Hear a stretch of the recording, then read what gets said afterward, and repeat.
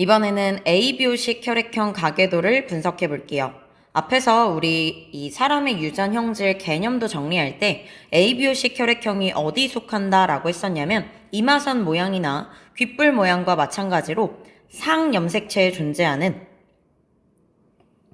한 쌍의 대립 유전자에 의해 결정되는 단일 인자 유전 형질이다 라고 했었죠. 그런데 ABO식 혈액형 같은 경우에는 이마선 모양이나 귓불 모양 유전과는 살짝 다른 점이 있어요. 어떤 점이 다른지 한번 알아볼게요. 이마선 모양이나 귓불 모양, 보조개 유무, 엄지손가락에 젖혀짐 이런 형질 같은 경우에는요. 유전자가 관여하는 유전자가 애초에 두 가지 뿐이에요. 라지 A나 스몰 a 또는 라지 B나 스몰 b처럼 애초에 관여하는 유전자가 두 가지 뿐입니다. 유전자 풀 자체가 두 가지 뿐이라는 얘기죠. 그런데 그 중에서 각각의 개인은 두 개의 유전자를 갖는 거죠. A에 대해서는 라지 A, 라지 A, 라지 A, 스몰 a, 스몰 a, 스몰 a를 가질 수도 있고요. B에 대해서는 라지 B, 라지 B를 가질 수도 있고 라지 B, 스몰 b를 가질 수도 있고 스몰 B, 스몰 b를 가질 수도 있어요. 이렇게 어쨌든 한 개인의 입장에서 보면 두 개의 유전자에 의해 형질이 결정되니까 단일 인자 유전이라고 불렀던 거죠. 그런데 ABO식 혈액형 같은 경우에는요. 지금 설명한 것과 살짝 달라요. 어떻게 다르냐면 방금은 애초에 관여하는 유전자가 두 가지 뿐이었어요. 두 가지 뿐이었고 한 개인이 두 개를 갖는 거죠. ABO식 혈액형 같은 경우에는요. 형질에 관여하는 유전자 풀이 세 가지입니다. 특히 ABO식 혈액형을 결정하는 유전자는 A, B, O 이렇게 세 개의 유전자가 있어요.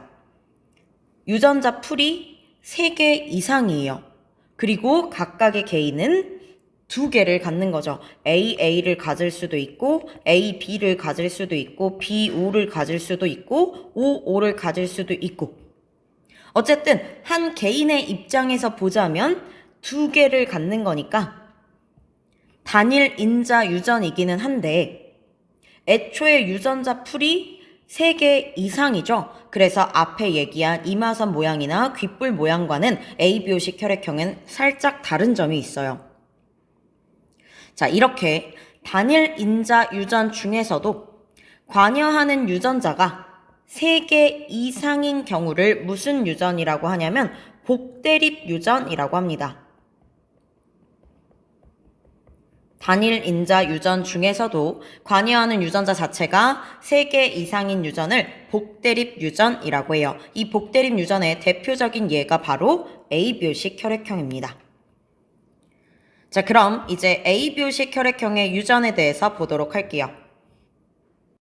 ABO식 혈액형은 3개의 유전자에 의해서 결정이 되게 됩니다. 그 3개의 유전자가 뭐냐면 A, 그리고 B, 그리고 O예요.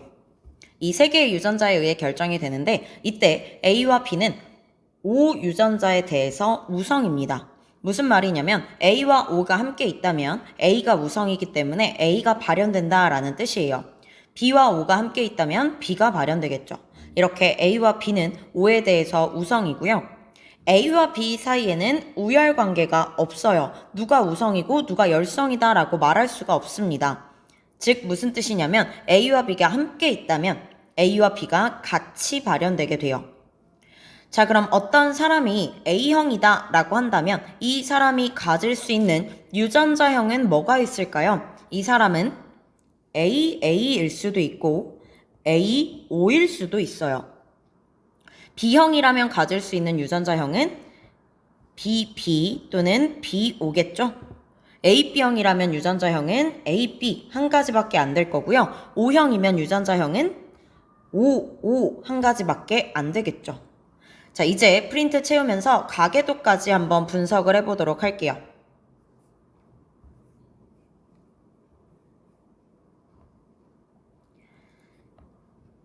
자, 18페이지의 중간 부분 보시면 되겠습니다. 복대립 유전이라고 나와 있죠. 복대립 유전은 아까 설명했듯 단일 인자 유전 중에서도 관여하는 유전자 풀이 3가지 이상인 경우를 복대립 유전이라고 합니다. 복대립 유전의 대표적인 예로는 ABO식 혈액형이 있죠.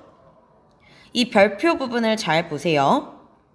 단일 대립 유전자에 의한 유전과 복대립 유전을 비교해보라 라고 되어 있죠. 물론 복대립 유전도 포함을 하자면 단일 인자 유전에 포함되기는 합니다. 그런데 여기서 말하는 단일 대립 유전자에 의한 유전은 단일 인자 유전 중에서 복대립 유전을 제외한 걸 말하고 있겠죠?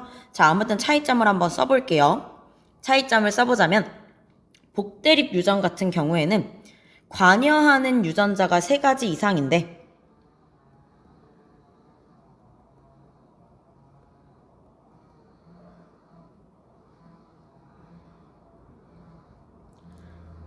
한 개인이 몇 개를 갖는 거냐면 2개를 갖는 거죠. 한 개인은 2개의 인자에 의해서 유전 형질이 결정되기 때문에 단일 인자 유전이기는 하다. 하지만 전체 유전자 풀은 3가지 이상이었다. 3종류 이상이었다 라고 했어요. 자, 그리고 앞쪽에 있는 단일 대립 유전자에 의한 유전, 즉 단일 인자 유전 중에서 복대립 유전을 제외한 건 어떤 특징을 갖냐면 관여하는 유전자가 2가지예요.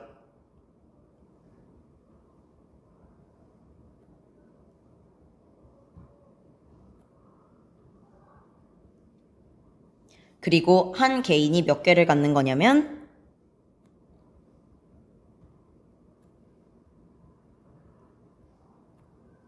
2개를 가지죠.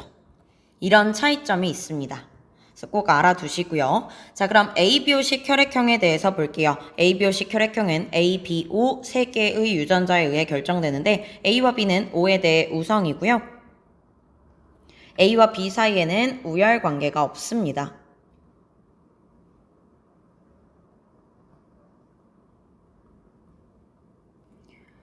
이제 예제 2라고 나와 있는 가계도를 한번 분석해 볼게요. 어떤 집안의 ABO식 혈액형에 대한 가계도가 나와 있네요. 자, 그럼 1번부터 11번까지의 우리 유전자형을 한번 써볼게요.